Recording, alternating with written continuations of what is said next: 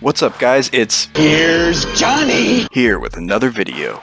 We're back and continuing our series on Small Tribes Fjordur. Last episode, we finally moved into a pretty decent base spot in the Mines of Moria Ab Cave. At this point, it was only about a week into the release, so we got ourselves defended pretty well with a decent turret wall, as well as a good amount of spam out front. But we knew that our base still had some vulnerabilities, so we continued upgrading our base and trying to make it as difficult to raid as possible. But we actually end up having some undesired visitors who end up exposing a fatal flaw in our base. We also end up going on the offensive and trying to attack one of our other enemies, trying to weaken them wherever we could, and end up getting into a bit of trouble. It's going to be a pretty eventful video, so I hope you guys enjoy.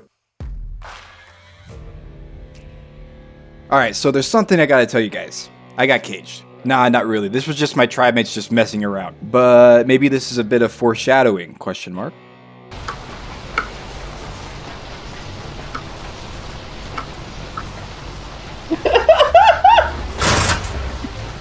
You're actually he put AC units and everything. Honestly, we need this here anyways. We actually probably should have one here. No, we actually do 100%.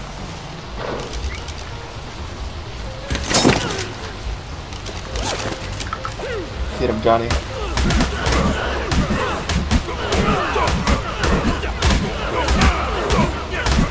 Johnny, remove Ola. Remove Ola.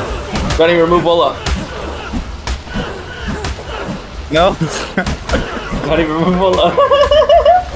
I saved Get in you, that Johnny. corner. Get in No!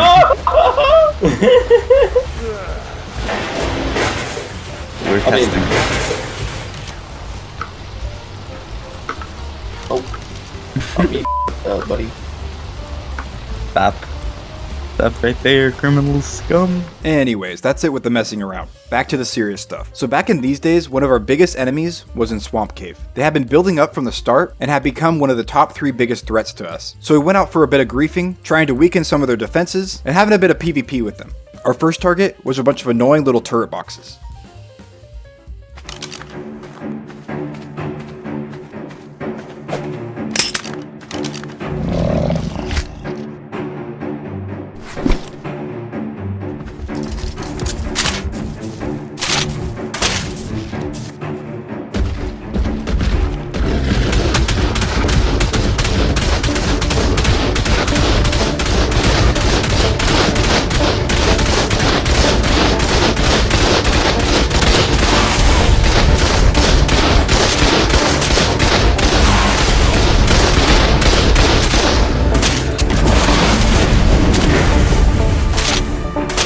Just as we were taking down their little box, our enemies came out for some action.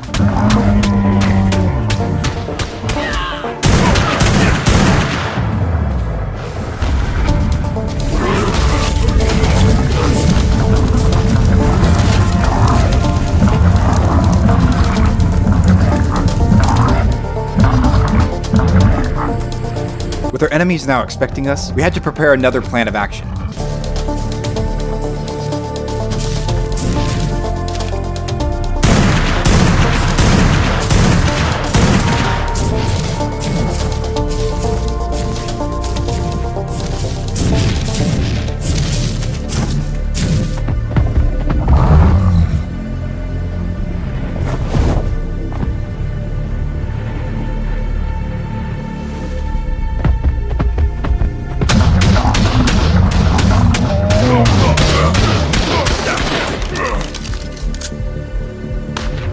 So we were just trying to have a bit of PvP, then they started dropping down the battery heavies. So if they were going to play it that way, we just decided to grief them even harder.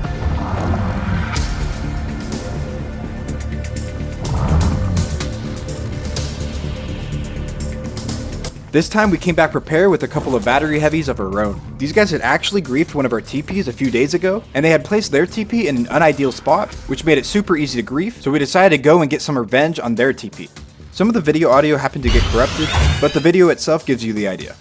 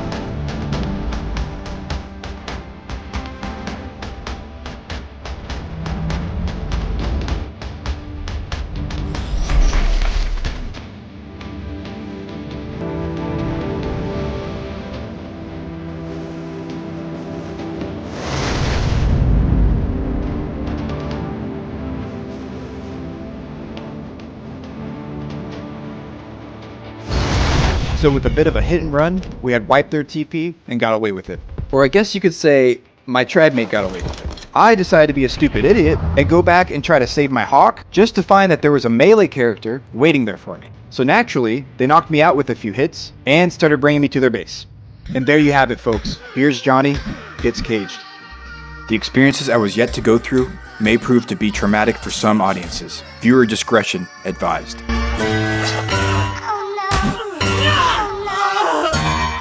12 seconds later.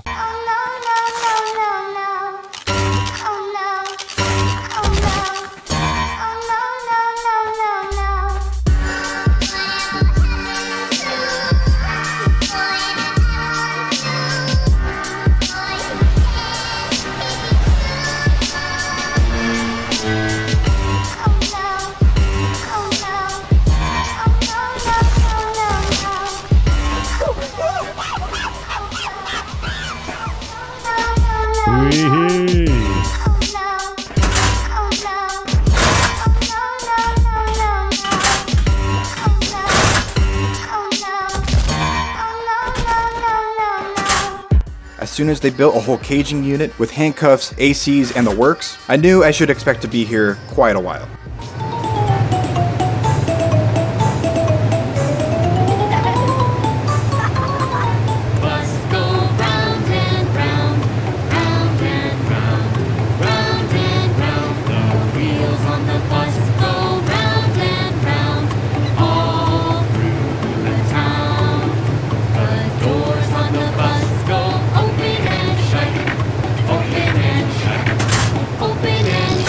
The doors on the bus go open and shut all through the town. 2 hours later. The babies on the bus go wah, wah, wah, wah, wah, wah. The babies on the bus go wah, wah, wah, all through. One debt to society later. Shut up, Johnny. No one asked you.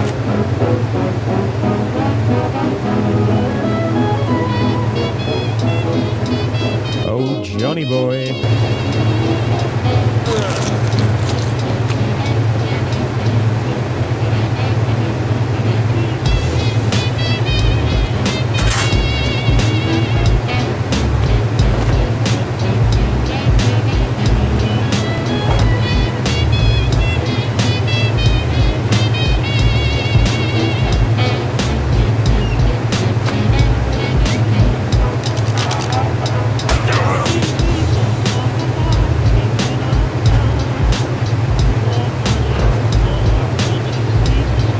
After 3 hours of torture, they finally killed me and set me free. So I kind of wasted a lot of time for my tribe, so I need to make up for it a bit by doing a couple of massive pearl runs.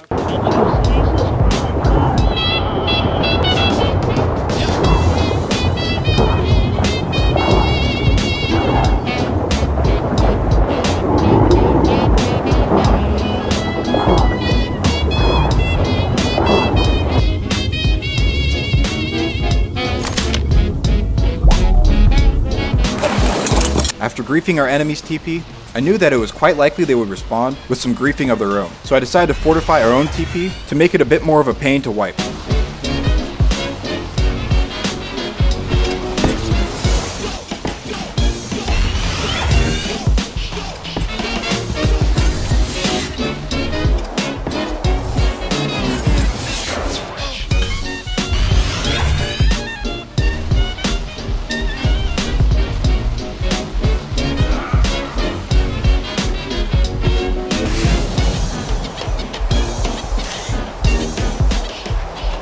Just a few days later, something happened that would prove to be a turning point for our tribe for the rest of the series. We were chilling out in base and started hearing some noises. I looked around the base and noticed that some of our pillars were broken or damaged. Clearly there was something sus going on. We looked around even more and then started hearing the sound of rockets firing. But the front of our cave had no enemy in sight. So there was no way we were getting legitly raided, we were getting meshed. So we quickly started scrambling to try to figure out what we could do to prevent our entire base from falling to the ground. We were actually super lucky that as soon as it started happening, we got a message from Wildcard that the servers would be going down in 15 minutes. The server shutdown proved to be the perfect opportunity to buy us some time to figure out what to do against the meshers. But we still had to last 15 minutes without letting our base crumble apart.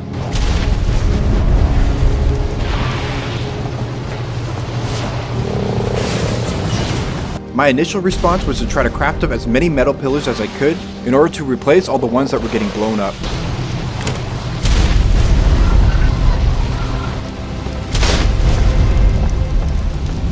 It was clear that the meshers were coming from straight below our base. One of my tribe mates saw them flying on bats and just shooting up rockets straight into our turret wall. Yeah, this was pretty stupid, I gotta tell you that. Fjordur, just like most maps that are released, came with a bunch of issues, and plenty of mesh spots for people to abuse. Ark was obviously no exception to these issues. So people like us definitely wish that Wildcard would do a better job at fixing these kind of issues before they release a new map, but I can't complain too much since they have been banning a lot of meshers. So best we could do is put in a ticket and hope for the best. And hopefully the base would last until we get a response from the devs.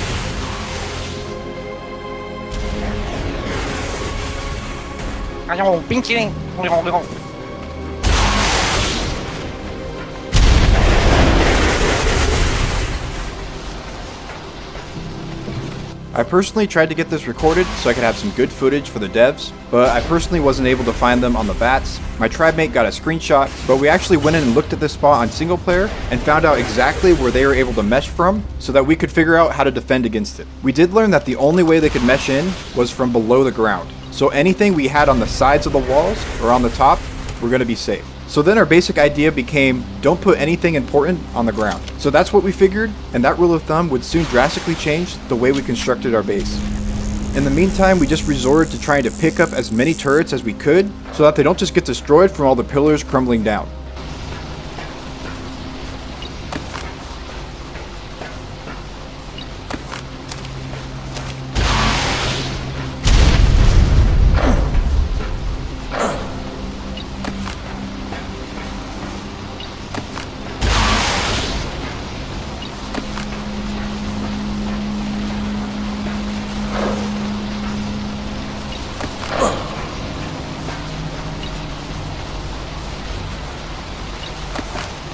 As it got closer to the servers restarting, it seemed that the meshers were starting to leave. So we took a good breath of relief, but the damage they had already done was quite costly. We lost over 50 turrets, which was actually a lot because we had around 200 turrets at the time, and we lost a ton of tech structures, as well as metal structures. So there were a bunch of holes in the base that we needed to fix.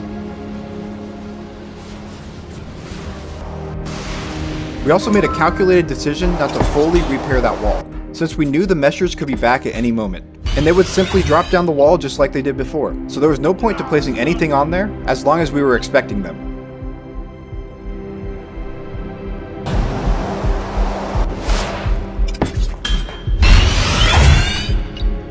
Instead, I opted for placing a pretty decent cliff plat on one of the pillars there inside the base. This is an area where you can't mesh through, so this was a good way to provide us with a little bit of defense at the front while also keeping it mesh proof at the same time.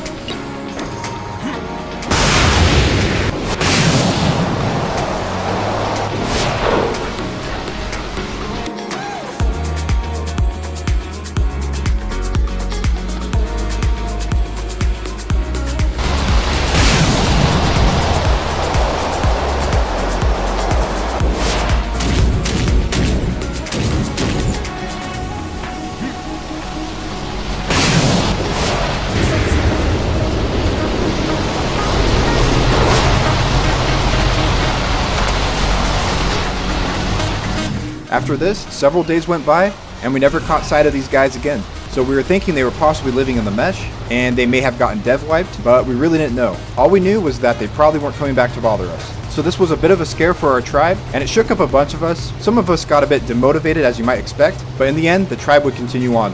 Thank you all for watching, and I'll see you all in the next.